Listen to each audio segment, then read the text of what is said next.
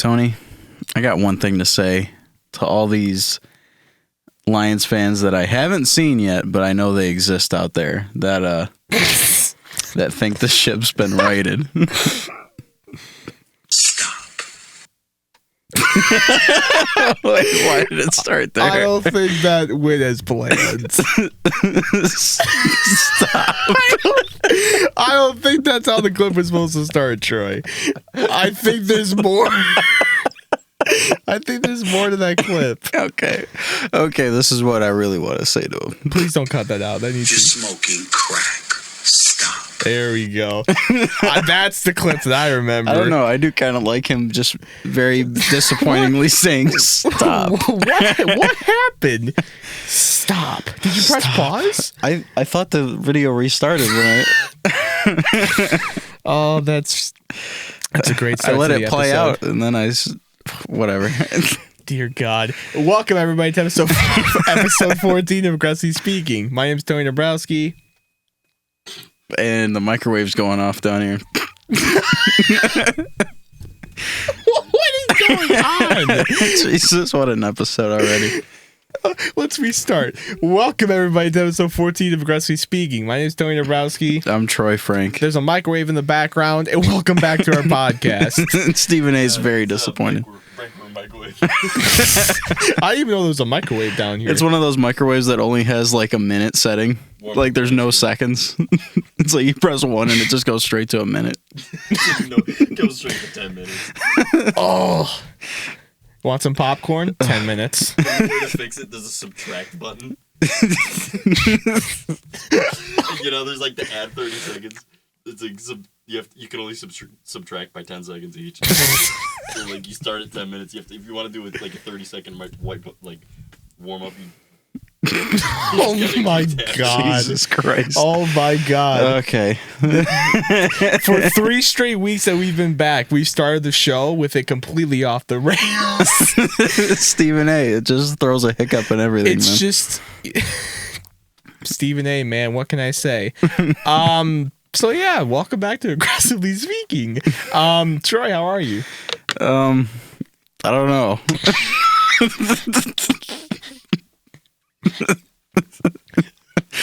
Yeah, I don't know. You don't know? I don't know how to feel. Oh, I don't feel anything. I mean, I feel kind of sick to my stomach, but at the same time,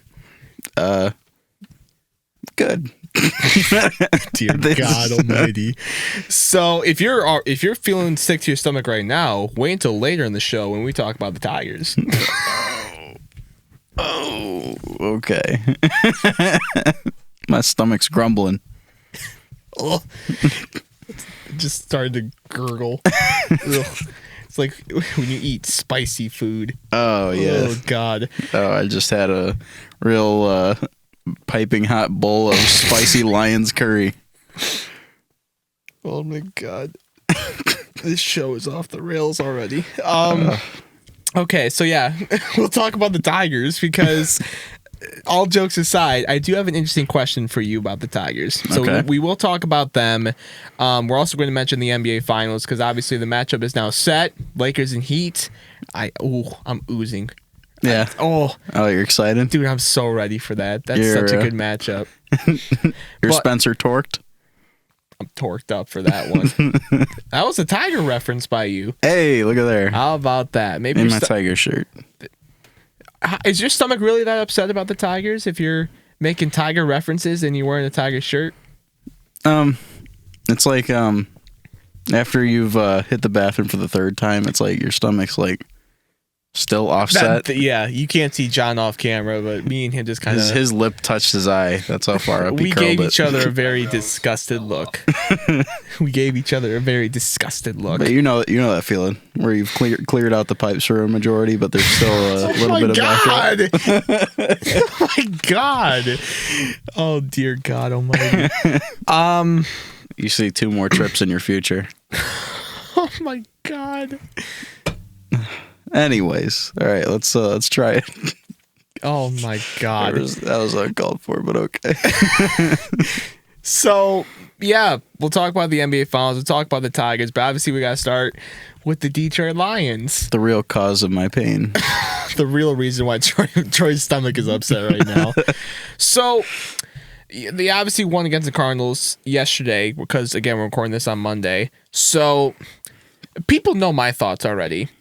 I actually want to start this episode with you because we talked after the game on Sunday, and we don't have different thoughts. Like, we're both still in the same boat with regards to this football team and Matt Patricia and Bob Quinn. 100%. But you and me are still kind of taking a different approach to this win. You know, I'm in the camp where, do I believe that their season is actually going to turn around? No.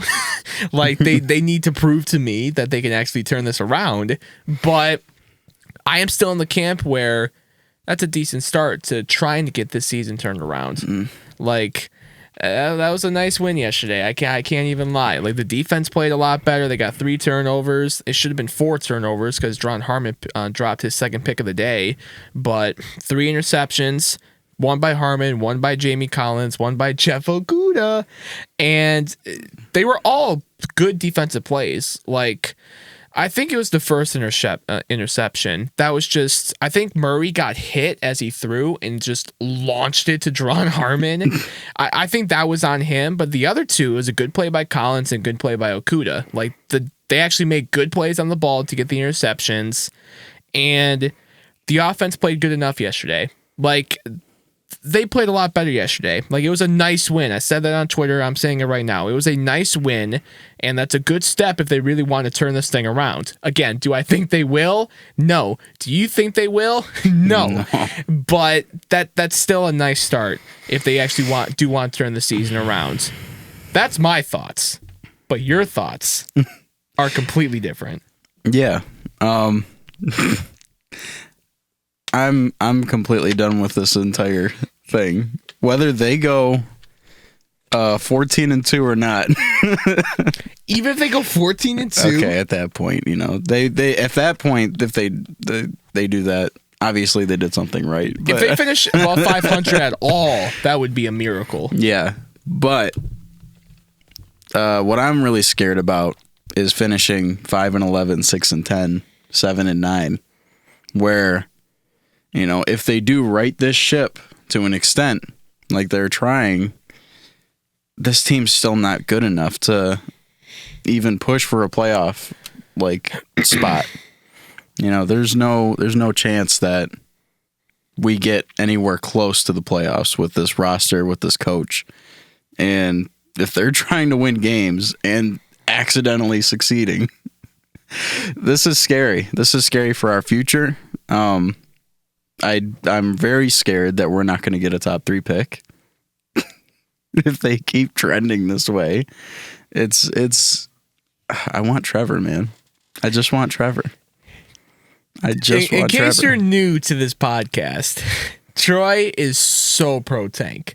I'm so pro tank. So pro tank. And especially with the Lions, because what else is there to root for with this team? Winning? That doesn't happen with the Lions. That's not a thing. It's never happened. I know it's their not Super Bowl is the number 1 pick. If you can land that, that's winning the Super Bowl. Oh. So, yeah, like Troy is obviously pro tank, and he wants Trevor Lawrence really bad. He wants Quinn and Patricia out, and so do I. And he wants Trevor Lawrence, which again, so do I. But we knew they were never going to go 0-16 this year. Like we said it last week on the show. Like we said, they are going to win some games. Yeah. We just don't know who they're going to beat. Just by the nature of the game. Yeah, and they won last week. And, you know, what this win does is it gives you a little bit of hope that maybe they can't turn it around. No. What if they do turn around, though? What's turning it around with this team? What? Okay, hear me out here. It's not turning it. No. Listen. I'm not saying this is going to happen, but hypothetically, let's say we are dead wrong about this team, and they somehow actually turn this around, go 10-6, and make the playoffs. I'm just saying. Where does this fall percentage-wise of happening? 1. But I'm just saying. I'm just saying, though. What if this is the start to them actually turning it around? Okay, and what if I became Dwayne The Rock Johnson when I woke up in the morning? That's just not what's gonna happen.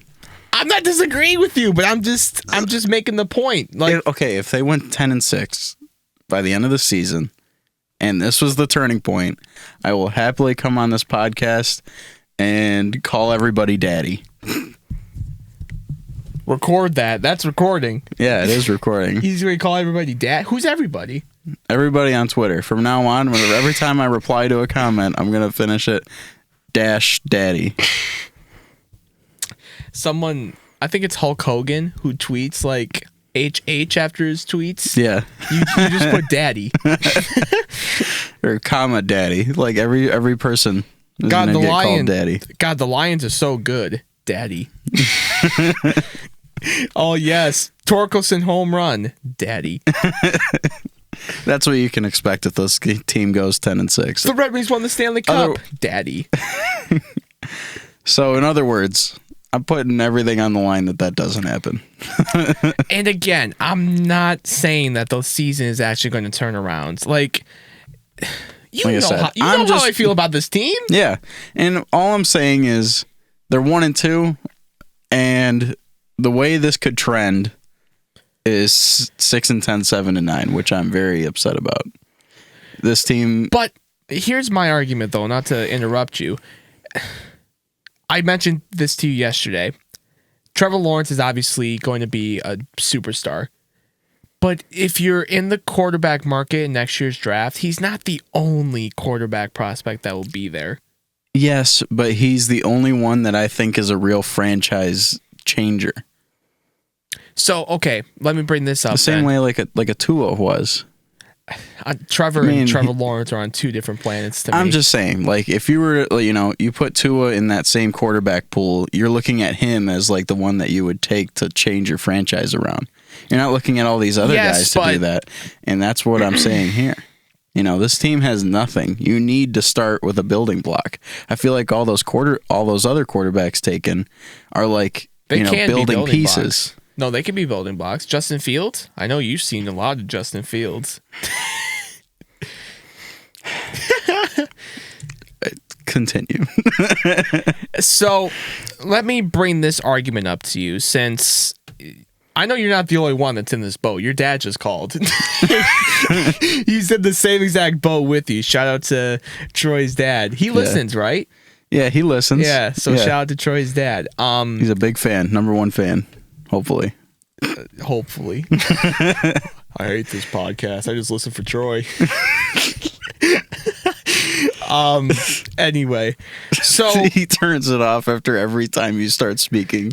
He presses mute and then just walks away and does something else. Runs back when he hears you. Anyway, obviously we're joking. Maybe. Yeah. Love you, Dad. So let me bring this point up to you finally. I'll ask you this. Do you really believe that this team is any better after their win yesterday? No. Then what are you worried about?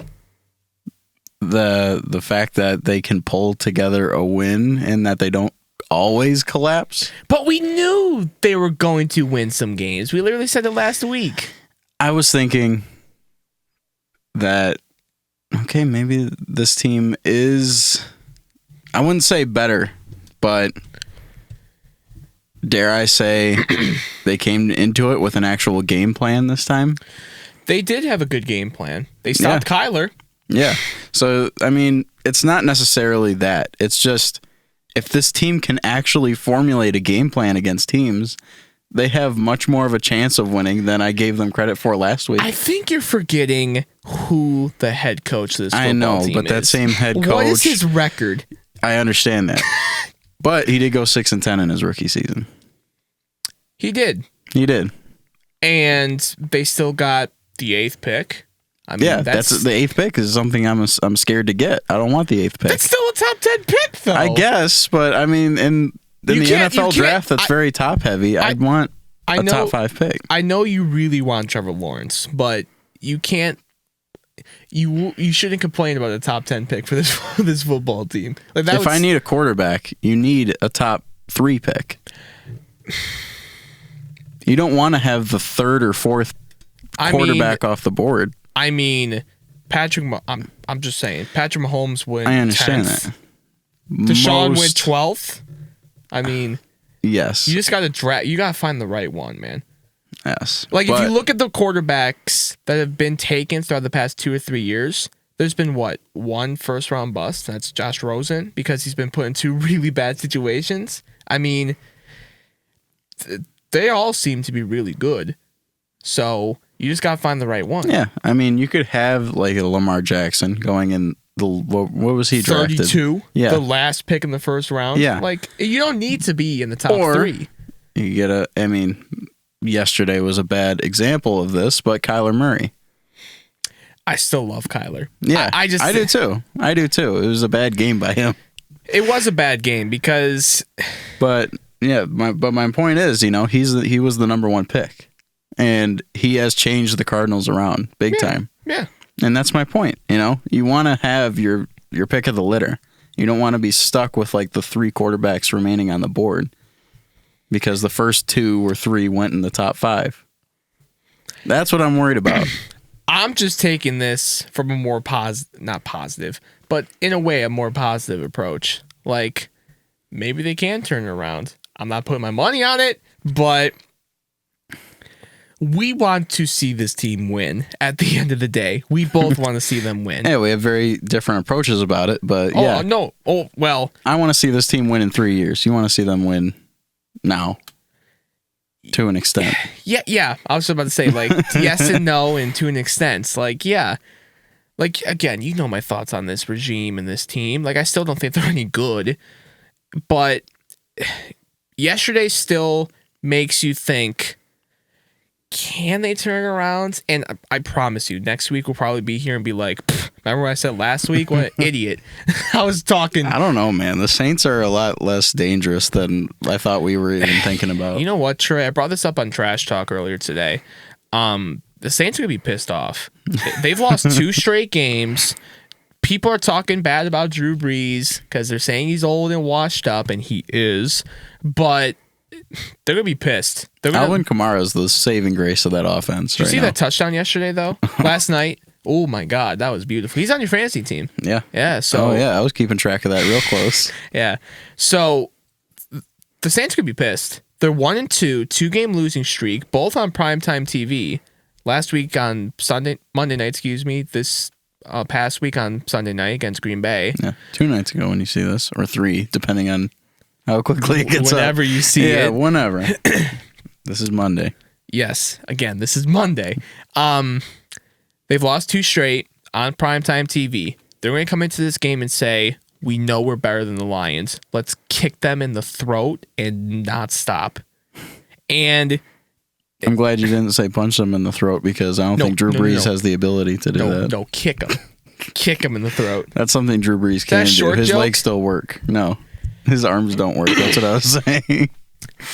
Drew Brees does look a little old right now. I'm not going to lie. It might have been a good idea to walk away at the offseason, but they're still going to be pissed off. They're going to come into this game, like I said, on 2-game losing streak, and they're going to go, we know we're better than this team, even without Michael Thomas. We know we're better than them. Let's kick them in the throat and not stop. And how are the Lions going to respond to that? If they kick them right back in the throat and they somehow magically win that game and go into their bye 2-2, that's a heck of a lot more fun than being 0-4 at the bye and talking about, well, is Patricia and Quinn gone yet or what? Because if you go into the bye 2-2, again, you're at 500. And again, you just start to build the momentum of maybe they can turn this around. But at the same time, though, you can't forget, for the people that think that this is actually turning around after one game, you can't forget those first 2 games. No. That was terrible. Yeah, they're inexcusable. 23-6 lead at home to Mitch Trubisky, who got benched on Sunday. He's not the starter anymore. Not the starter anymore. 2 games ago, he was whooping your ass. And then, obviously, week 2 against Green Bay, that was obviously a blowout. So we don't know who this team is yet after 3 weeks. No. That might not be a good thing, but we'll see. We'll see how they respond in week 4, because that's a big game. Yeah. That's a big game. Because again, there's a huge difference, Troy, between going into the bye at 2-2 and going to the bye at 1-3. If you go into the bye at 2-2, like I mentioned a few seconds ago, you're at 500. You're feeling a lot better about yourself than you did a few weeks ago. But if you're 1-3, guess what we're talking about next week? Oh, we're 1-3. It's Groundhog Day again. Yeah, the same old Lions. It's Groundhog Day again. Regardless if it's a good or bad loss, this is not going to be a Chiefs game, by the way. Like, if we somehow are competitive with the Saints and blow it late, I better not hear, hey, we were competitive. Yeah, we stayed in it. Yeah. I fall victim to that. I actually believe that last year's Chiefs loss was a good sign. That was an L on my part. Did you also take the Patriots win? What was it, 2 years ago? I thought as a positive. I thought Patricia was the guy after that Patriots win. I'm like, damn, I was wrong. Let's go. But yeah, I mean, it's a big game for week 4. Yeah. So I mean, it is. I don't want to see him win it. I don't want it to happen. I don't want to see this change. Again, though, do you really think that this team is going to do much? I don't think they have it in them to change it around at all. I'm What's worried. missing? What do you mean? What's missing? You said you don't think this team has it in them. What do you think is missing? Is it the talent, the coaching? Like, dude, it's everything. You know that. I was just asking. You know that, man. It's outside of their quarterback, everything's missing. And even then, I want a new quarterback. So they literally need everything. There's not a spot I wouldn't upgrade. So you're obviously not buying into the defense having a better game yesterday. No. I mean, the game plan on the defense was better. I guess you can give Patricia a little bit of credit there. Oh, no, absolutely. Yeah. But I don't see them having I don't see them changing too much next week. I don't know. I will say this about Patricia, though. Again, I mentioned this on Trash Talk today. It seems like he realized his seat was burning hot. Because if you watched the game yesterday, you noticed how they weren't in man for the entire game. Like, they switched up the coverages. They sent pressure more than 2 or 3 times throughout the entire game. They played Tracy Walker a lot, and he led the team in tackles with 12. They did a lot of different stuff on defense yesterday. And I don't know if you saw Ian Rappaport tweet after the Lions win. So he tweeted something along the lines of, we can't underestimate how big of a win this is for the Lions. And if Rappaport is tweeting that, he knows something. So perhaps Patricia knew his seat was on fire. So he said, we got to switch it up. And it worked. Will it work again, though? We'll see. Yeah, that remains to be seen. But in my opinion, and I think this goes for anybody that is in the workforce to any extent. The workforce? Just working. Just having a job. Oh. I thought you meant you don't want to just all of a sudden start working harder if you think that you're about to get fired. You should be working hard to begin with. Yeah. You should actually be changing your game plan every week, not just when you're like, oh shit, I might get fired next week. I better do something about it. No, that's a very good point. I mean, people have brought that up to me on Twitter. It took Patricia this long to actually switch things up, but better late than never. I guess, but I mean, yeah, but I mean, if he was complacent for this long, if he starts, if he goes into the bye week 2-2, he'll probably start getting complacent again easily. I feel like, oh yeah, I'm 2-2 now. I can kind of slack off a bit because we might finish 6-10, and I think my job's safe at 6-10. No which I way. think it probably will be. No way, 6-10. 6-10 is probably the closest he gets to getting fired without actually getting fired. No, he's gone if they finish below 500, period. We'll see.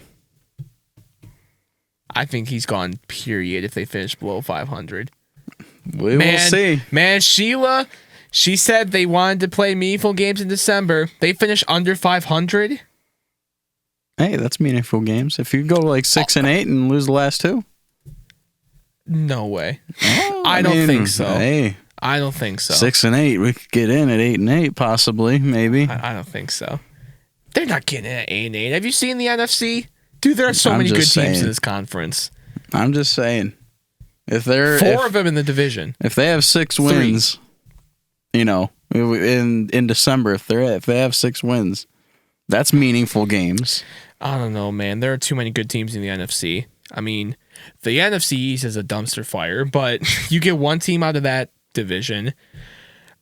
In the NFC North, our division, you have obviously the Packers, who are looking really good. You have the Bears, who are 3-0. Like, people like to rip on the Bears. They're 3-0. The Vikings are 0-3, but I really, really think they turn around. Like, I just think Mike Zimmer's too good of a coach, and there's too much talent on that team to not turn around. Like, that's a team that should be talking about, like, hey, we can. I don't get. If there's a lot of talent and the coach is good, then what the hell is the problem? You know what I'm saying? Well, the defense isn't exactly as good as it once was. They also have a few injuries. I think Anthony Barr's out right now, but they also have Kirk Cousins at quarterback. So, I mean, I don't know, man. I think Minnesota turns around. I know they're 0-3 right now, but I watched their game against Tennessee on Sunday, and I'm like, who finishes with the better record, the Lions or the Vikings? Vikings. Think so? Oh yeah. Okay. I think so. I don't know. Vikings aren't looking too hot right now. I mean, Tennessee looked like they had that game lost on Sunday, and they came crawling back in Minnesota with people in the crowd.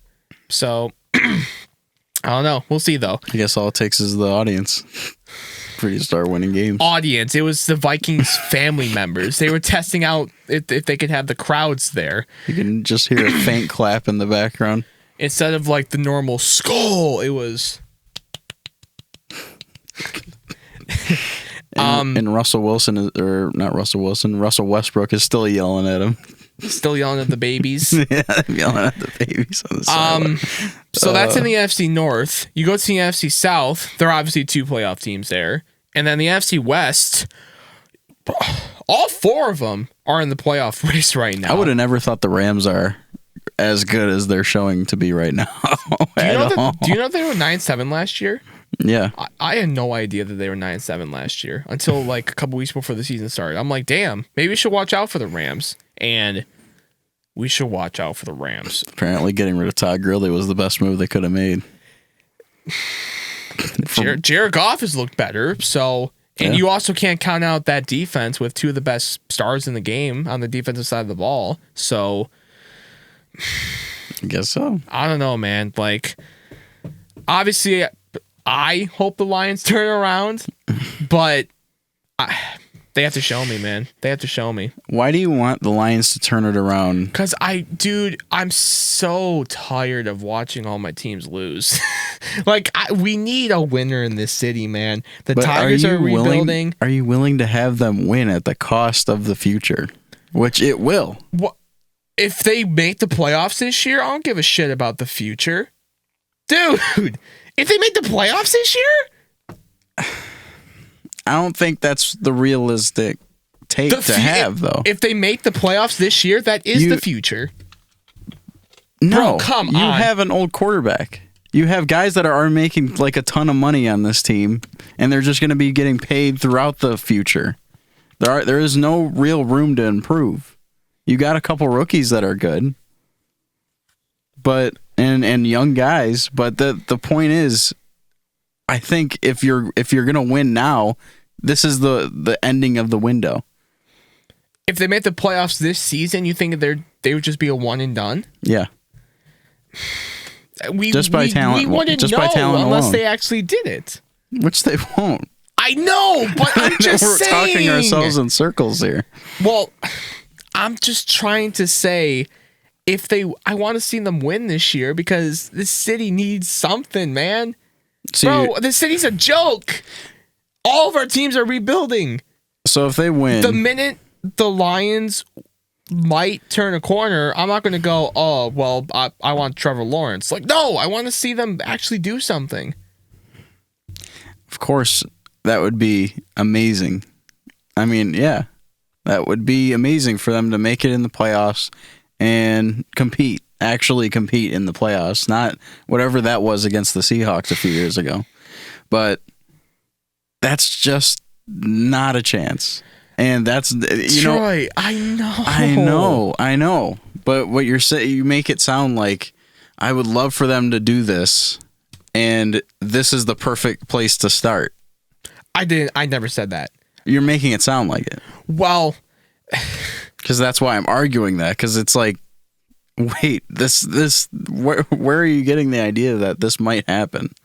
Is the way it's sounding. everyone told me this year was different. Show me. Show me this year's different.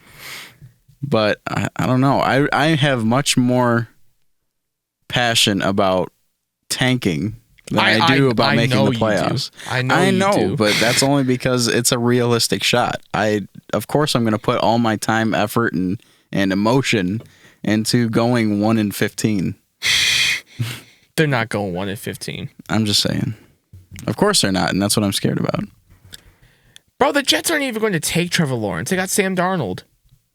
Oh yeah, of course, Sam Darnold, the quarterback that they have, and they're Sam still going to Darnold lose is not out. the problem there. Dude, have you seen the Jets play? They don't like Adam Gase at all. Like, there's talent on that football team. Adam Gase is not. He's not normal. He's not an NFL head coach, dude. No, We should have known that from his press conference when he was. we should have known. We should have known something was wrong with him. Like, I promise you, if you get a real head coach in there, the Jets probably win 7 games. You think the talent on the roster is not at all a problem? You don't think? It's a problem, but it's not the problem. Like, they got some nice players. They got Lev Bell. They ap Denzel Mims. They addressed the offensive line in the offseason. They got guys on the defense that, C.J. Mosley opted out. Yeah, and Quinnen Williams, who they took in the first round a couple of years ago, needs to play more like a third round or a third overall pick. But I do think it's the coach, man. Well, I'm not even just worried about like the Jets. It's Who are you worried about? literally any other team between the Jets and the Lions. Because I feel like, there's bound to have a team in there that needs a quarterback. But if you know this, here's my argument again, though. If you know this team's not going to do anything, why are you so worried? Because they have no competence whatsoever, and they accidentally won yesterday. They did not accidentally win. The Cardinals lost that game. Yeah, they fell into a win because the Cardinals played shitty. That allowed the Lions to oh, hey, look at this. We found a W somewhere just in the back of this closet. I'm not going to complain about the first win in over almost a calendar year. No, I'm worried.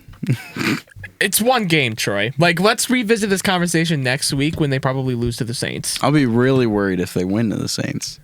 You'll be worried if they get to 500? Yes. Troy, again. Because they have no ability to make the playoffs.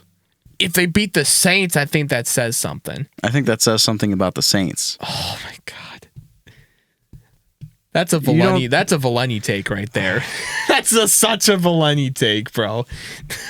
You don't think that if the Saints lose to the Lions next week, it says more about the Saints than it does about the Lions? I think it says a lot about both teams. I think for the Lions, you go, damn, they had a horrible start. Now they're 2-2 going into the bye. And you look at the Saints and go, damn, Drew Brees should have retired when he should have. I guess it would depend on how that game was to play out, but Bro, I don't care. If they win that game on Sunday,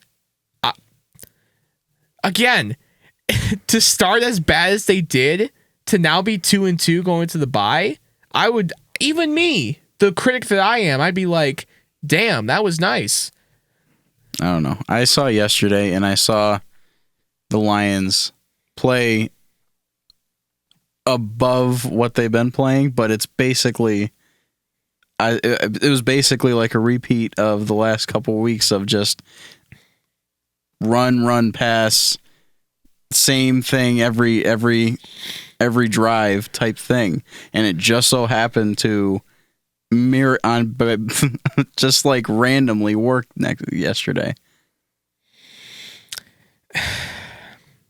Let's revisit this conversation next week when they probably lose to the Saints. Because I'm telling you, dude, I think the Saints are going to be pissed off. I wouldn't be surprised to see the Saints drop 40 on us. I'm just saying. So you don't think they fell into a win yesterday? You think they legitimately played well? I didn't say they legitimately played well. I think it was a little bit of both. Like, they were a lot better yesterday than they were throughout the past 2 weeks. Like, they executed on the exact same style of play that they've been kind of, at least offensively, showing out. And then defensively, they changed it, and it worked. And you think they'd change it again next week? I mean, why not? Why would you go back to the old stuff that hasn't worked? He just changes it right back. We're going right back to man. Hey, I changed it. Again. Yeah, guys. Well, I had the best fourth quarter play call in NFL I changed it week history. to week, so I always change my playbooks week to week. It's what keeps me on edge. It keeps everybody on edge. I think I have a fair take about the Lions. I'm not saying you don't, but there are people who are like saying that the season's saved. I'm not sitting here saying that the season is saved. You would not be talking about the playoffs last week. I'm not talking about the playoffs. You brought it up. As a point against your point. I'm not actually saying they're making the playoffs. Okay. I know you're not, but you leaned a little too hard into that counter argument there. It just seemed like you legitimately believed it. No, I don't. You know me. Yeah, that's why it was shocking, and that's why I was like taking it to heart. I was like, Tony, this isn't you. I got to snap you out of it. What do you mean this isn't me? That's not you to say like, oh, we won one game. It's playoff time. I didn't say that. I know. That's why I'm saying it. Let's move on. No, what are you talking about? No, I'm literally saying the exact same thing I've been saying for the past couple minutes, and that it just didn't sound like the kind of argument you would have. And I mean, even though you were just using it as a counter argument, you really seemed like you believed it when you were arguing with me. Again, I don't believe that they can actually turn this around, but at the same time, if they do want to turn this around, that's a decent start. Okay. But show me next week. Okay. Show me next week. Yeah, it's do or die time. It's must win. They said last week was a must win. Now it's must win again. Because again, there's a big difference between 2-2 and 1-3. Big difference. So you're not at all worried about them kind of ruining the future a little if they go 5-11? Because once again, I kind of mentioned this already. It's not Trevor Lawrence or bust for me. I love Justin Fields. I really like Trey Lance from North Dakota State. Okay. So it's not Trevor Lawrence or bust for me, even though Trevor Lawrence would make me fall on the floor, obviously. But do you think this team has the cojones to even move on from Stafford, given the chance? If the new regime comes in here, yeah. Hopefully. We will see. I know the Fords love Stafford, though. They might pull a Giants, and whatever GM comes in here has to keep the quarterback. No way. I don't think so. I'm just saying. This team, the Lions, pull a lot of comparisons to me with the Giants. Yeah, but that's not smart. It's not smart, but the Giants did it anyway. Yeah, and then I don't think that would happen. I think I hope you're right. I think all the GMs would be like, no, that's not smart at all. Look at the Giants. That's their argument. Look at the Giants. They tried to keep Eli around, and that didn't work. Yeah. And when it comes to anything, Lions, every time there's a positive point brought up, I hope you're right. Because if you're wrong, Except then if this it's team is. except if it's winning, then you don't want to see it. I don't say I don't want them to win. I don't like the idea of this regime winning at this point in time. If they do, better late than never. Again, I don't think they're going to turn around, but if they do, sweet, we got a winner. I mean, what would really count as like, ooh, hello there. Ooh. What would really count positively to you as far as like turning it around goes? Is it just a wild card appearance? You want them to If they go from 3-12-1 to the playoffs, period, that's perfect. just anything. Yeah. Even if they just completely bomb out after that. Like if they get their butt served on a platter to them. You bring everyone back next year and say, okay, build on this and actually become something next year. Okay. And then if they don't, that's when you go, okay, get out. Shoo. Get out.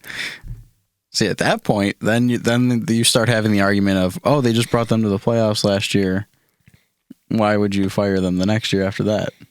It's like, I don't know. We're digging ourselves into a big hole. We're digging ourselves into a hole that we know we are not going to be able to dig ourselves out of. So let's just get out of it before the shovels get too deep in the dirt. And that hole is called trying to predict what the Fords will ever do. Because you have no clue. Elaborate on that one. I don't understand. That was There you go. There we go. With the bell. There you go.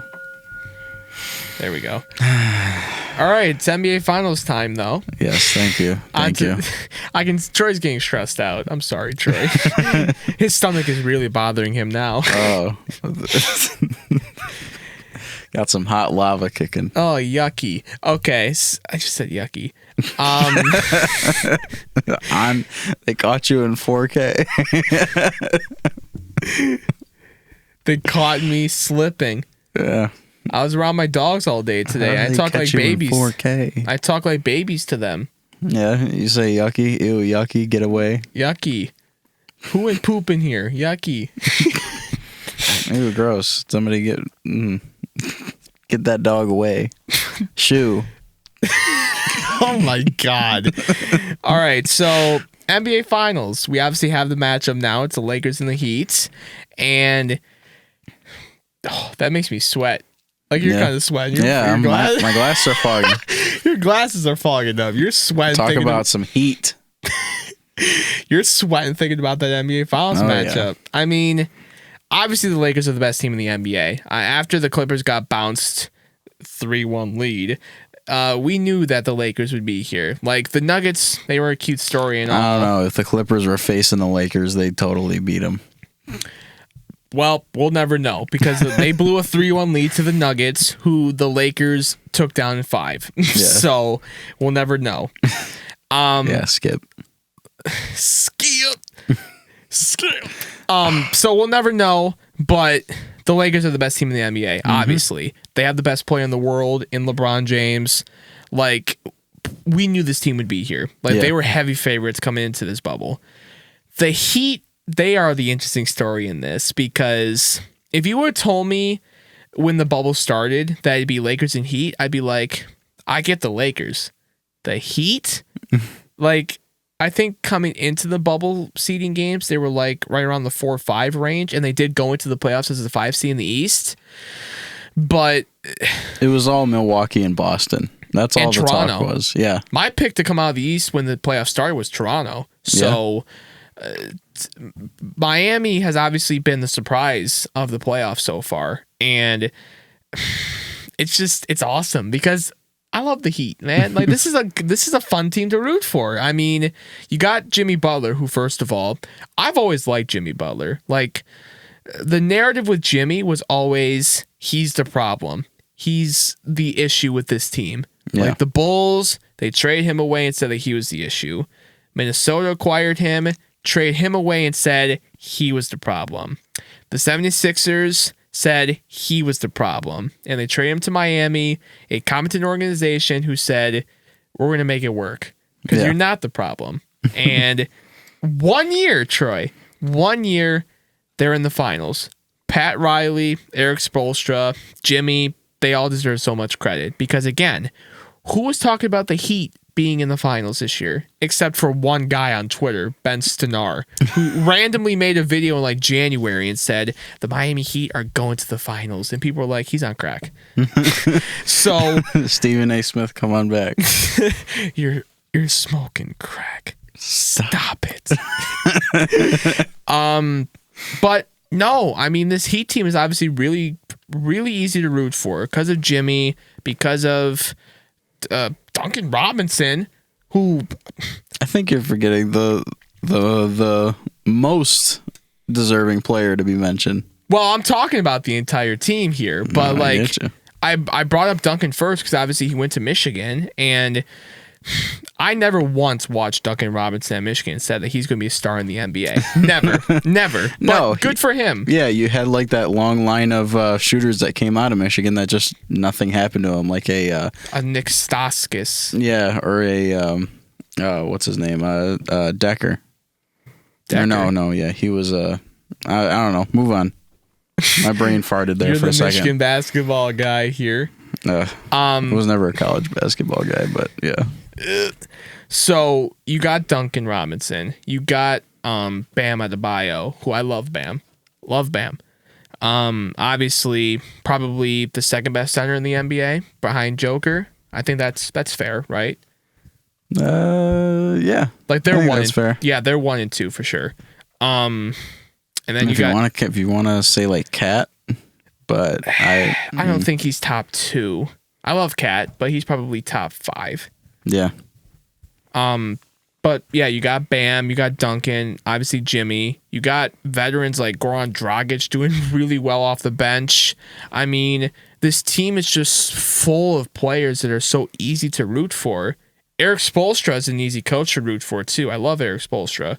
One of the more underrated coaches in basketball. People are starting to notice him now, but like before the season started, people really weren't talking about him again. Okay. Thanks, ESPN. Yeah. But again, let's see what ESPN said. What did they say? Eric Spoelstra named number 1 most underrated coach. That's not what it actually said. I was about to say, shut up.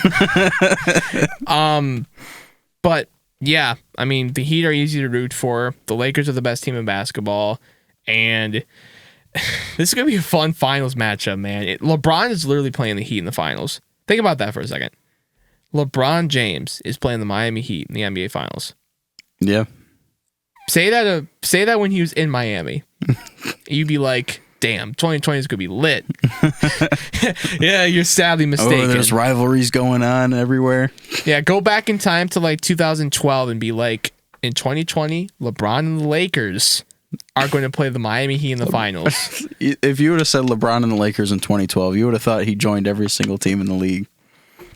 It's like, oh, he's going from the Heat to like the Celtics next and then the Lakers. And now he's probably going to finish his career off with like Cleveland again. Dude, if he goes back to Cleveland, that would be nuts. Let alone win a championship there. But yeah, I'm really looking forward to this finals matchup. I mean, you're missing the most important factor in this team. Alex Caruso. Not the Lakers. KCP. The Heat. Oh, who? Tyler Hero, man. Oh my god, I forgot to mention Tyler Hero. Dude. Dang, that's bad. The superhero, man. Tyler Hero. He's a stud, man. He ain't no rookie. That's not a rookie, man. It's not a rookie playing. That's not a rookie, man. And that's just the beautiful magic of Eric Spoelstra. You get a rookie in Tyler Hero, you get Duncan Robinson, and you just turn them into stars like that. Yeah. Like that's what good coaching does right there. And Tyler Hero's fun, man. I can't believe I forgot to mention him. I know. That's what I was getting My at. mind was on Jimmy Butler, honestly. Yeah. I mean, Jimmy Butler is a fantastic story to follow in this Miami Heat team. But, I mean, a close second is Tyler Hero's. I mean, I saw on Twitter a couple weeks ago, there was it's like a TikTok. because people post TikToks on Twitter, Yeah. and it was talking about like his life story, and people made fun of him in high school or something like that. And apparently people bullied him because he went to Kentucky instead of Wisconsin.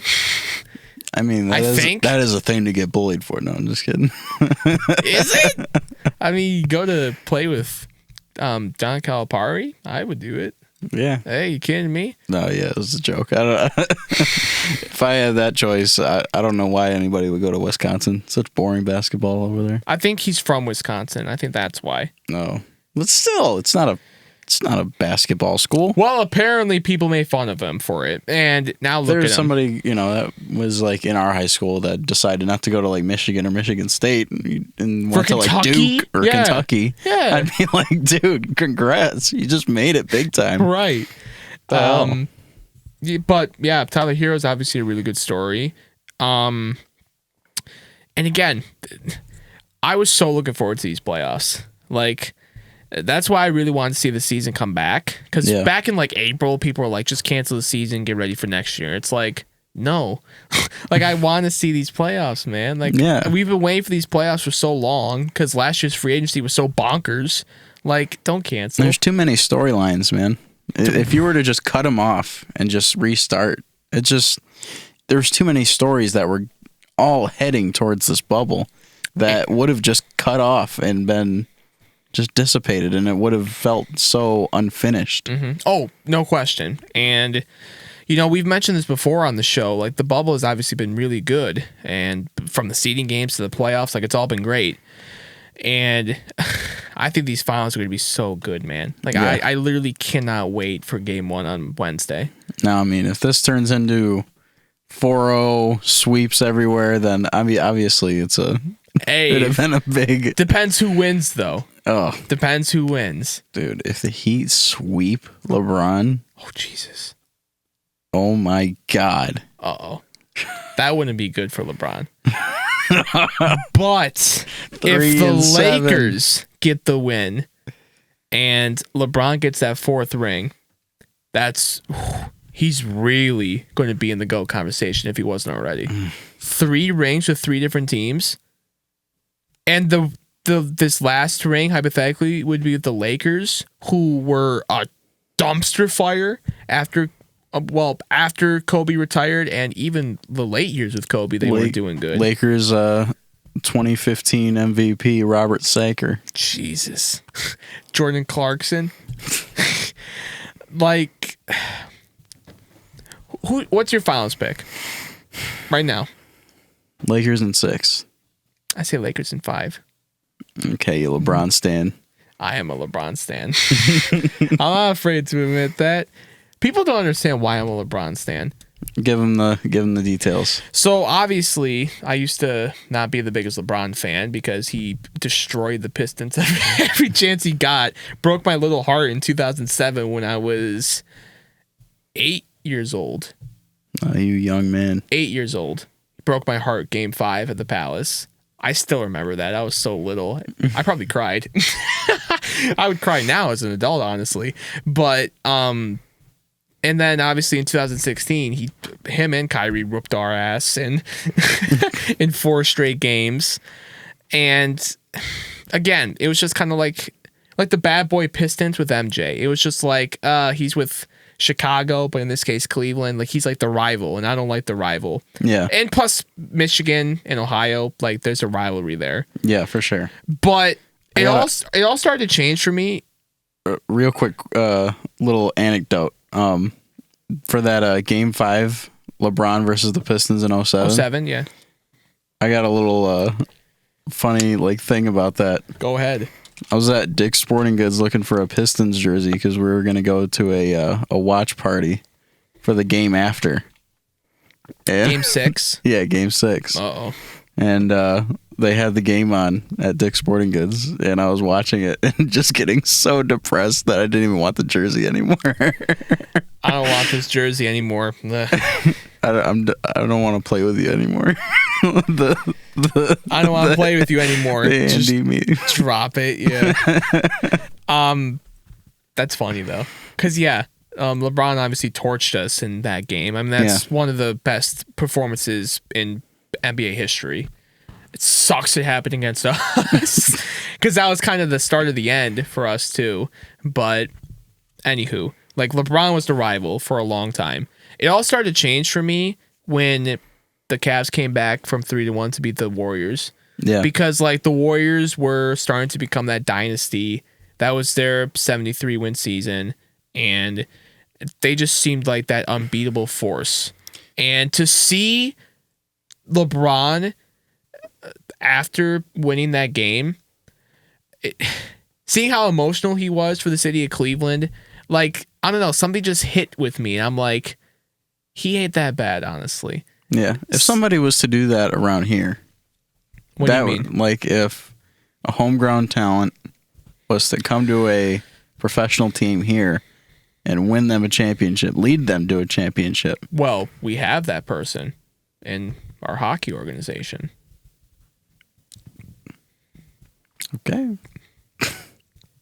You don't think Steve Eisenman's going to come home and... He wasn't homegrown. He kind of was. I mean, I He guess. kind of was. He's not literally from Detroit, but we drafted him when he was like 18 or 19. And he started here and just kept on growing. Now he's back home as the GM. Yeah, That'd be a great story. that's our LeBron. Yeah. That's our LeBron. But no, after the Cavs came back from 3-1, I was like, he ain't that bad, honestly. It's the only time in his career since he's been compared to Jordan legitimately that he's been an underdog. Mm-hmm. It's the only time. And he won as the underdog. Mm-hmm. Which is just, it's fantastic. It's a fantastic story. Yeah, so after that, I obviously was like, I still wasn't on the bandwagon like I am now. Like I was rooting against him still, but I'm like, all right, he still ain't that bad. Well, you were a pseudo Lakers fan for a while there before he was even there. Like when they sucked, you were a Lakers fan. Because of Kobe, man. Yeah. It was because of Kobe. like that was the biggest reason why myself and the entire world was so upset when he passed, because I mean we grew up watching him. So No, I mean you were a fan of like the Lakers back when they were drafting Lonzo. I remember that. No, I just really liked Lonzo Ball when he came out of UCLA. I wasn't a Laker fan. No, like I said, a pseudo Laker fan where it's like I am with like the Steelers. No, I still wouldn't even go that far. Like I just rooted for the Lakers because of Kobe, and then I wasn't a Laker fan at all. Oh, okay. I liked Lonzo Ball, and I thought it was cool to see him go to the Lakers, but that didn't make me a fan at all. I gotcha. Plus, I have a soft spot for Los Angeles. Now that's one of my favorite cities ever. Yeah. Yeah, I love LA. Okay. But no. So again, you know, after the finals, I was kind of starting to pull for LeBron a little bit, but not that much. And then he went to LA, and you know, again, because of, you know, that being Kobe's team and being the franchise in sports, not just the NBA in sports, I thought that was sweet to see the best player go into that franchise. I thought that was sweet. And this was around the time too where he started the I Promise school in Akron, I think. And that's also when I was like, so he's actually like a good human being. Like that's something I never realized. I didn't really pay attention because I was starting to, you know, grow up. But yeah, that's really when it started to change for me. And now a couple years later, I'm a slappy. I'm a slappy. I think that the I Promise School was the same off season where he went to LA too. I don't remember when exactly it was. I remember thinking, I was like, how is he gonna like put this time and effort into the school if he's all the way living in LA? I mean, he lived in LA anyway, but he had a couple houses, I think. But that's what made me think of it. So yeah, it was definitely the off season then. I think so. But yeah, when I saw that he did that, I'm like, he's pretty cool. Yeah. And now he's not in Cleveland anymore. I'm like, I'm gonna start rooting for him, like actually rooting for him. And now here I am, big slappy. See, and if the Lakers win this year, you can't control me. You are not going to control me. You're gonna start oozing. slandering the name of Michael Jordan at all costs. The documentary really didn't make me like Michael at all. See, yeah. Like, I went into that I think- documentary thinking to myself, all right, like, obviously we weren't alive to see MJ play. So, No. like, let's see why people call him the greatest of all time. Like, really, why do people we were call him? literally born months after his retirement. Yeah. Like, I started to remember things after the Wizards run. The run, in quotations. So, yeah, we obviously didn't see Michael. Obviously, we watched highlights and stuff. Like, we knew who he was, but we Yeah. didn't actually see, like, we didn't know the stories, I guess. So that documentary made you think less of him. It did. Explain. Because I think the opposite.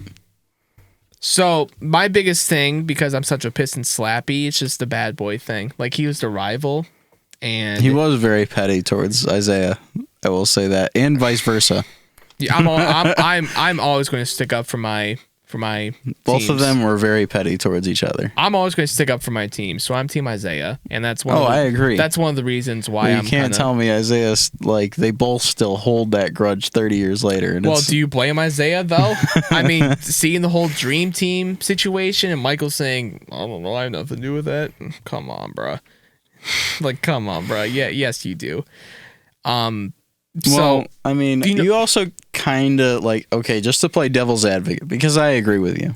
But like, if you're in Michael's position and not about the dream team, but about like the whole like 91 walkout thing, like these guys beat my ass for like 3 years straight and I finally beat them and they're not congratulating me for it. Celtics didn't do it for the Pistons. I know, but like Michael in that moment, like, what the hell? He's You know what I'm saying? he's just making a fit because he didn't like the Pistons. Yeah. Like, anyone else probably wouldn't have cared. Any other team wouldn't have cared. No. If that was the Celtics beating the Pistons and they walked off the floor, Larry probably doesn't care. No, and you know, the documentary didn't make me like Jordan as a person at all. But as a player, He's obviously great. obviously he's Yes, great. obviously. But now I finally, at least to a large extent, understand his greatness. Oh, People, no, you know, absolutely. You know, when people would say, "Oh, this person is the Michael Jordan of blank," Yeah. and it's like you don't really actually understand how great that person would have to be in that field Like, to be the Michael Jordan of that. Yeah, like that documentary showed us, like, at this time, Michael was getting shoe deals and commercials and movies and catchphrases and songs and merchandise. Like, everything was around Michael, and that's what made him so great. But at the same time, like, I don't know, man. Just episode 3, the Bad Boys episode, that just really made me like, I now see why, especially Detroit hates him. No, yeah, I like I said, I hate him as a person. I don't like him at all as a person. I think he is way too cocky, way too self-centered. If you're I Michael mean- Jordan, though, I think you can be, but Yeah. yeah. And the way he, like, it wasn't even a matter of, like, his grudge against the Pistons, but the fact that he took it so far as to just completely, like, talk down on the entire city of Detroit as well as the Pistons. That's you know, obviously I love the city, and that kind of talk is not tolerated. I think another part of it with me, with this whole GOAT debate, is, again, we didn't see Michael grow up Yeah. while we were growing up. We saw LeBron and Kobe while we were growing up. You put Kobe in front of Michael? That's not what I was saying. I'm just saying we watched Kobe while we grew up. We watched LeBron while we grew up. We did not watch Michael when we grew up. I think that plays a part too. Like, if we grew up watching Michael, I think it'd be a lot easier for us to be like to argue back and forth who's the GOAT. But that's why I never do the GOAT argument, because I never watched Michael. Like, how am I going to argue against or for somebody that I never actually watched live? That's why LeBron is my personal greatest of all time, because I actually watched him live. But you've watched Kobe too. And you put LeBron in front of Kobe. I didn't put anybody in front of anybody. Yeah, I you just brought said LeBron is your personal greatest of all time. You've seen Kobe play. I have. Which means you have enough knowledge to compare the two. Mm-hmm. And you're putting LeBron in front of him. I think LeBron is better than Kobe, yes. Okay. I disagree with you. You disagree? I disagree. Well, we weren't trying to turn this into a GOAT topic. I'm just talking about... Hey, I wasn't going to elaborate. I was just going to tell you I disagree with you. I'd probably put LeBron at third or fourth all time, but... Yeah. Third or fourth? I don't know about that. We'll save that topic for another day. Yeah. We'll save that for a snowy... post-finals topic. We'll save that for a snowy December day when it's just the below 500 Lions. And we're just getting ready for NBA again. Yeah. Because November, December this year are going to be like our summer. Yep. So, yeah, snowy December, we'll have that topic again. Remember that. We will come back to this topic.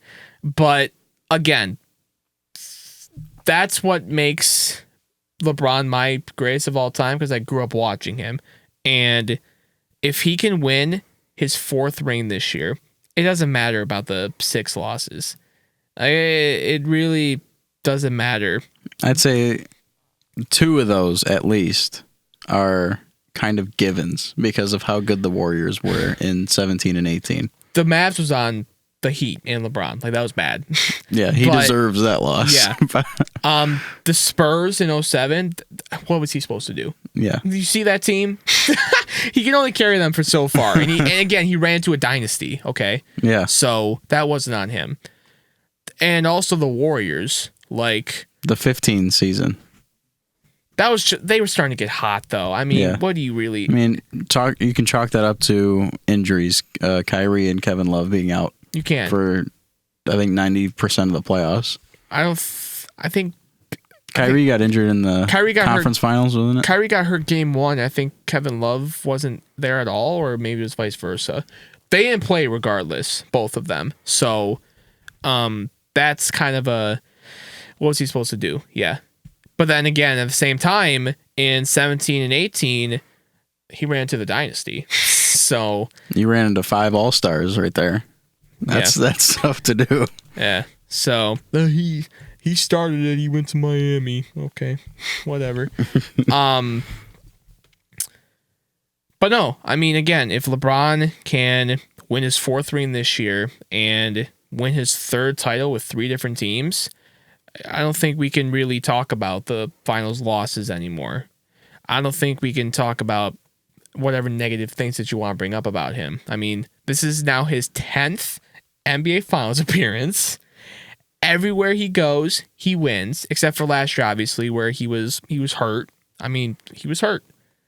So everywhere, even Jordan, when they were hurt, they won like 30 games. But the documentary showed you when he retired, they were still fine. And plus, I mean, again, we're not doing a GOAT topic, but LeBron, again, everywhere he's gone, he's won. Michael went to one other team. It was the Wizards, bro. Again, in the backstage of admittedly, the Wizards were better when he was on that team. But they still didn't do anything. Yeah, I mean, he was 40. Come on. Well, he was in the backstage of his career, yes, but also LeBron is in the backstage of his career. And look what he's doing right now. Dude, year 17, he told Chris Haynes at Yahoo Sports before Game 5, I'm ending this shit right now. Game 5, triple-double, 38 points. He ended it. Like, that's such a killer mode that you just have to respect. Yeah. I mean... Year 17, he's doing that, man. I mean, Jordan was 35 in 1998, so... You can't... I mean, I'm just saying... Again, this isn't a GOAT topic, but... Yeah. But like you're saying, like, well, LeBron's, he's doing this at this age. It's like he's not alone if you're comparing him to like Jordan in this instance. I don't think Jordan does what LeBron's doing right now, though. Like if you flop him, switch him, I don't think MJ's doing this right now with his Lakers team. Dude, look at this Lakers team. Take LeBron off of them and look at that starting 5. It would be Caruso, KCP. Danny Green, AD, and Dwight Howard. Yeah. I mean, I think the first 3 Bulls titles didn't have. I mean, Horace Grant. Horace Grant. He was another one in that documentary that made me really. Oh, he pissed me off in that documentary. They're a bunch of bitches. Yes. Yeah. Okay, Horace. Well, like he had Horace Grant, B.J. Armstrong, and I mean there was names on his teams. MJ. Yeah. But this Lakers team, though. I He's got AD. He's got KCP. He's got KCP. KCP. Pay KCP, baby. Yeah, give him his money. Oh, yes. He's the third man on that team. Third option. But, like... No, man. If the Lakers get it done this year, I mean... I'm willing to put him in the conversation with Jordan if they win. He's not in the conversation with me right now. Again, that's just kind of personal preference. It just really depends who you're talking to. I mean, I think, even for a person that doesn't have him in the conversation like I do. But you would put him in the conversation. I would put him in that conversation. That's what I was trying to... That's what I was, this finals does mean a lot for his legacy. Big time. Mm-hmm. Either one way or the other. Especially to the Miami Heat if he was to lose. Like a team that doesn't have a star. It's like, Jimmy's a star. Let's stop with that. I know. But it's like Shaq's whole career coming down to that Pistons loss in 2004. He redeemed himself a little bit with the Heat 2 years later, but a little bit, a lot. Yeah, but a lot. But I'm just saying, like, if he didn't go back to the Heat in 2006, that Pistons loss would have really put a tarnish on his legacy, I think. I still think it put a tarnish on him. A little bit. Same thing with Kobe to an extent, too. Like, well, Kobe still won. Yeah, he more without Shaq. Yeah, like if Shaq just won the one without Kobe. Yeah. While Kobe obviously just kept on going. But if we're having this conversation in 2005, you're looking at Kobe and Shaq and going, these two can't really get it done as much as we thought they could. Well, I'm sure the conversation in 2006 was Shaq's the better player. Yeah. He just won without Kobe. And the Lakers, obviously, they didn't win again till, what, 2009? Yeah. Yeah. So. But, in the same way that a person in 2005 could look at Kobe and Shaq losing to the Pistons, if the Lakers and LeBron lost to the Heat this year, that wouldn't be good. No, not good. That wouldn't be good for me and my smack talk. No. It's like, well, you guys said he only lost because he was going up against a dynasty. Now he's going up against this team. I mean, this is a series they should win. Yeah. And while I would be so happy for the Heat, I mean, yeah, that would be. This is a must win. That would be good. Yeah. That would not be good for LeBron.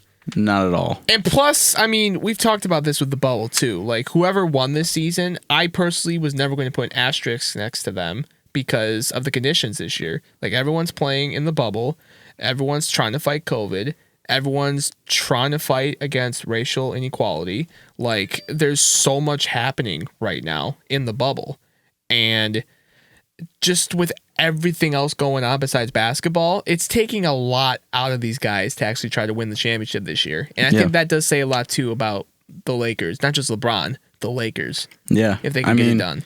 And the Heat, too, obviously. Whoever wins the title this year, that boasts their argument. So As refined as the game of basketball is being played right now, where it's on a neutral court, no fans, and it's just basketball, I feel like every other championship, if you're going to talk about asterisks, every other championship should have the asterisk by it.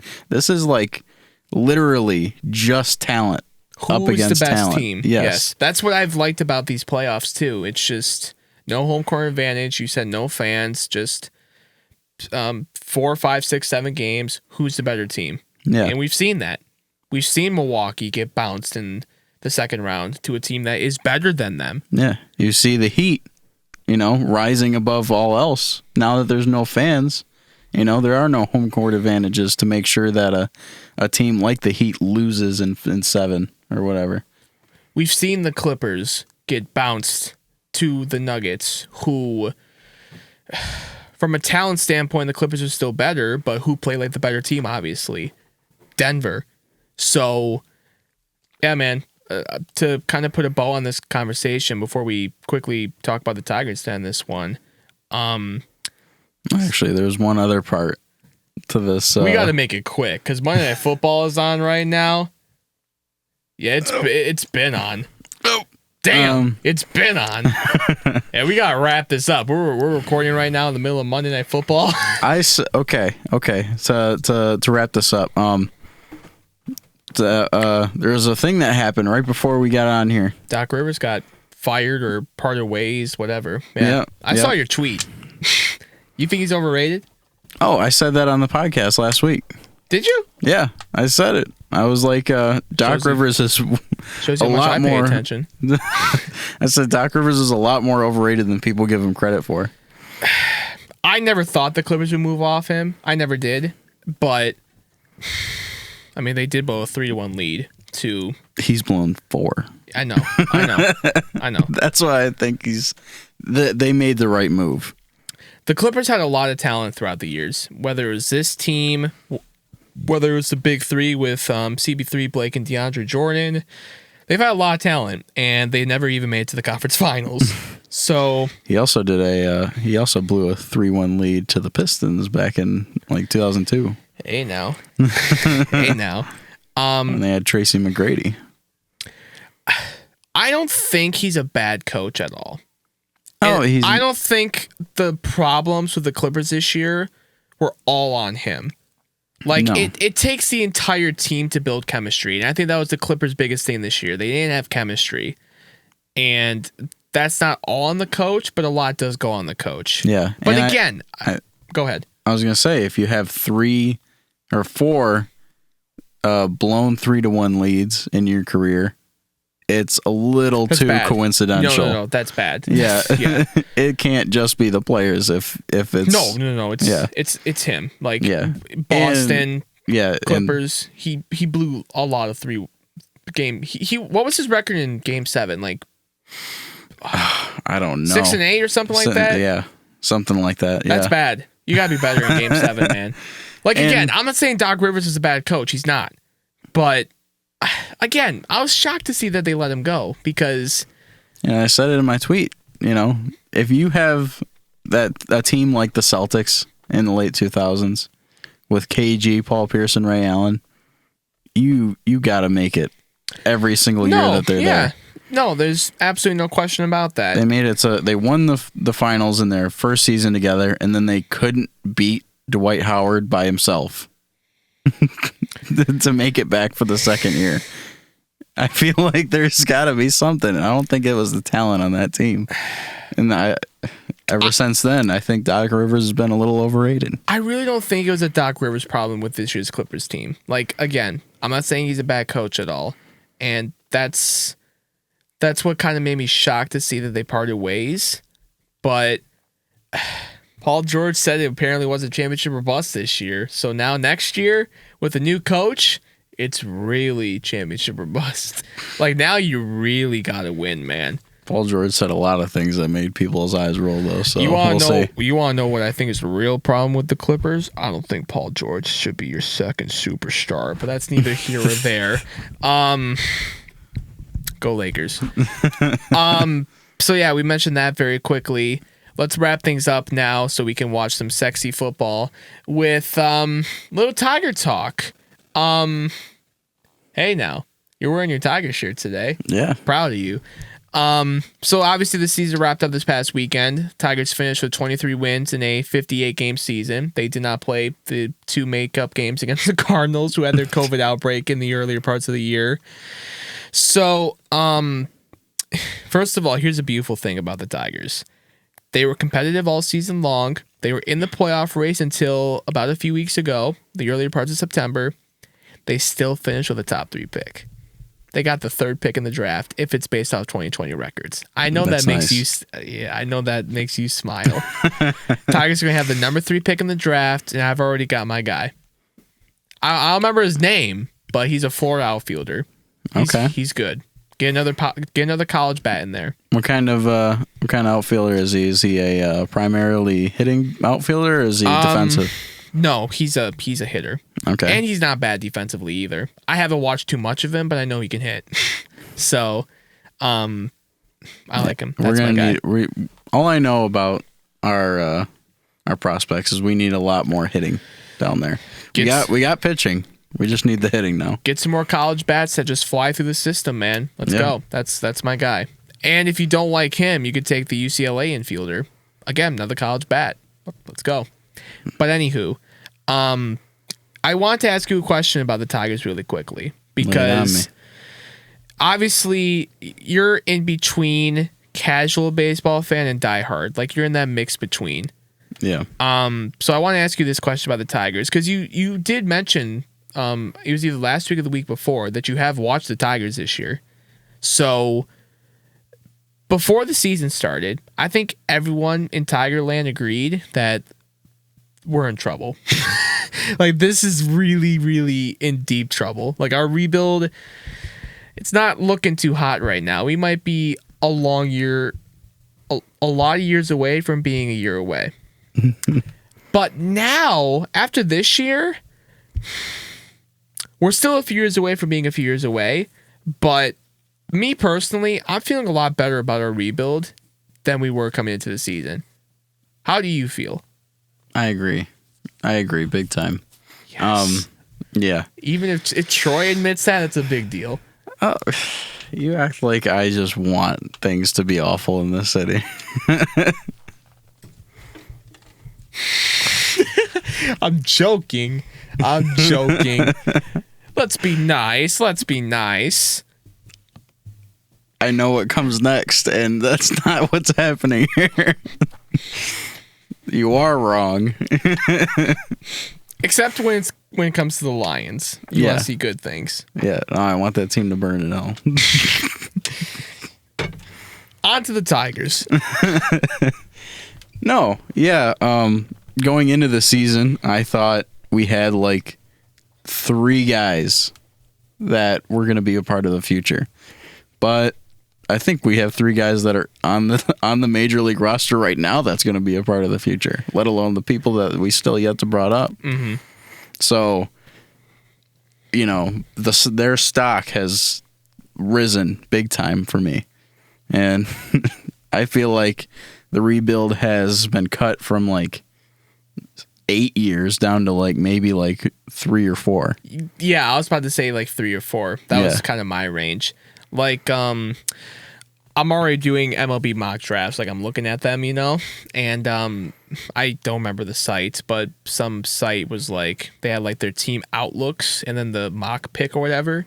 And for the Tigers, their exact words were, "Look out 2023." So that's 3 years away from right now. So, but yeah, I'm feeling a lot better about this rebuild right now than I did coming into the 60-game season. I mean, This year we saw Casey Mize and Tarek Skubal, who, did they play well? Mize especially, no, not really, but Skubal had his moments. He looked good. But again, those are still big pieces to your future that we were able to see this year. And they're going to take what they learned this year and get better in the offseason and next year. We saw Willie Castro this year, who... Willie Castro, for me, went from being a player who I'm like, yeah, maybe he can be a piece for now, but probably not in the future. He's got to get better defensively. Like, he's atrocious defensively, but with the stick, he can stick around. Yeah. He can stick around, man. Like, he's good offensively. I like Willie Castro. Jamer Candelario, he's another one. He came out of nowhere. I was starting to get worried about him, man. Like, I was too. I thought it was a wash, trade. I thought it was over for him. I really did. But he got better offensively. And defensively, he had to move to first because of the CJ Cron injury. he struggled at first, but he got a lot better as the season went on. So we know that he can play both corners, which is nice. He's a piece you can probably look to keep around for the time being. Hey, and Victor Reyes came out of nowhere. That's nice. I think the most unexpected player to be playing well, Miguel Cabrera. Miggy had a nice season, man. Miggy actually had a nice season. There were points in the beginning of the year where it's like, oh, I mean, boy. he still finished like 250 batting average, which That's a lot better than what he was. I mean, yeah, like I at. said, it was an improvement. Yeah. It's just, obviously if you're finishing 250, there's going to be stretches where you're like, oh boy, man. In the beginning of the season, he was, oh boy. But he got better as the season went on, and he closed out the year very hot. That was a very good Jim Price impression. Oh boy. Oh boy. Oh boy. But yeah, Miggy looked a lot better this year. Obviously, he's not part of the future, but I mean, technically, we got him for like 3 more years. Yes and no. Like he's not. He's gonna be a part of the future, whether you like it or not. No. Yes, yeah. Obviously, he's going to be here, but like, you know what I mean. And he plans on playing all of those years. Oh dear God! But you know what I mean, though, when I say that he's not part of the future. Like Yeah. he's not a young player. Obviously, that's what I was aiming at. So yeah, he played a lot better. You had Isaac Paredes, who I thought looked good to close out the year. I mean, we saw outside of Miggy, the young players come up, get some experience, and some of them played very well. And that's encouraging. That's really encouraging. What was the name of the guy that is starting in center field that you didn't know was going to be starting? It was like the other day. Derek Hill. He was our former first-round pick. Yeah, he's not. He's just there for his defense. He's not part of the future. I'm just happy for him because he was our former first round pick, and he was our former first round pick, and it's getting a hoof in 2014. Jesus. Yeah, he was in the like 28 now. He was in the minors for a long time. Yeah, he was struggling in the minors, but he got the call up this year. It was a nice story. It was a very nice story. So obviously we saw some signs this year, and then in the minor leagues, you still got Torque, you still got Riley Green. You're going to add another top 3 pick, college bat, hopefully, and we're just going to keep on building. The Tigers mentioned they're going to try to spend some money soon too. Maybe not this off season, but next year, go for it. Now, when they say spend some money, what do you think is? I'm going to bring this up right now because even though I just said they might not spend money this off season, I think they should look into it. I'll give you one name. JT Realmuto. He's a free agent catcher. You can make an argument he's the best catcher in baseball. I would throw the bag to him. Really? That's kind of your Pudge Rodriguez signing. Because if you want to rebuild this thing around mainly right-handed pitching, you got to have a veteran catcher back there. Like, you can't throw Eric Haas back there and Jake Rogers and Dylan Dingler, even though I like Dylan Dingler. Just get James McCann back. That's not really what I had in mind. I was thinking JT Realmuto because why Come not? on, you don't want a second deck back here?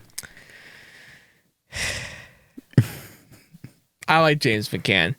He ain't no GT Realmuto. I like JT Realmuto. No, give me your sales pitch on him. Listen, you're in Philly right now. You ain't going to win shit there. Come to Detroit. Help be part of taking us to the next step. Why don't I just sign with a team like the Yankees or Yankees don't need a catcher. A team like the Yankees. Who's going to go after him? Dodgers need a catcher. They got Why don't I go to a team that's ready to win now? Who's to say you can't help us become that team to win now? You're still a couple years away. How do you know? I'm not a GM. I can't give you a sales pitch. But I think you could dip your toe in the water for him. I think that would really help your rebuild. I'd love to see like a GM that's like in the middle of like a historic rebuild going, how do you know we're not going to win right now? I would be a great GM. I'd be a great GM. You're just playing 4D chess with these guys. You don't know we're not going to go 102 and 60. How do you know? But no, I would dip my toe in the water with JT Realmuto.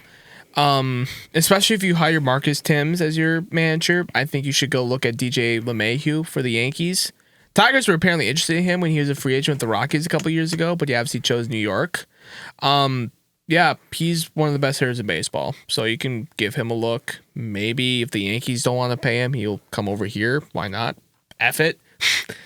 I don't know. I don't know if the Tigers spend money this offseason anyway, but those are just two names I would like. But yeah, I'm feeling good about this Tigers rebuild. Yeah, I am, and that's something I would never have expected myself to say 3 months ago. That's the point of this segment. Yeah, I'm glad to see that we're feeling better about our Tigers. Do you feel better about Al? I have a love-hate with him. Like, I think he's done some very good things with this team. I think he's done some really bad things. I don't have all the faith in the world in him, but I think our scouting's pretty good. He's a good drafter. I think he's done a very good job drafting. It's just our trading, trades. Free agent signings before this year. Yeah. The Zimmerman signing, obviously. Yeah. And I say probably the Verlander trade are the worst of both worlds. Probably, absolutely. Yeah. Yeah. So, yeah. I'm not sold on Al, but maybe he'll prove me wrong. No, We'll see. I mean, it sounds like he's already starting to.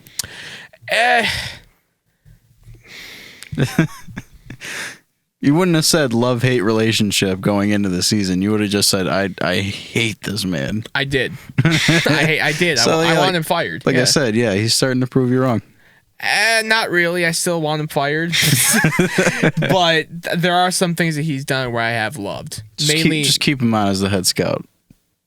No, he can go away. I'd be fine with that.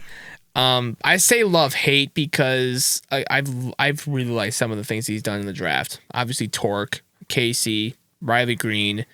I think he's done a lot of good in the draft, but we'll see. Yeah. Speaking of draft, we'll see. NHL draft is in less than 2 weeks. Ooh, we get screwed again. We're probably gonna get screwed out of our own pick. The NFL. Time to get ready to do some scouting on NHL prospects, Troy. I'd rather go back to middle school and do geometry homework.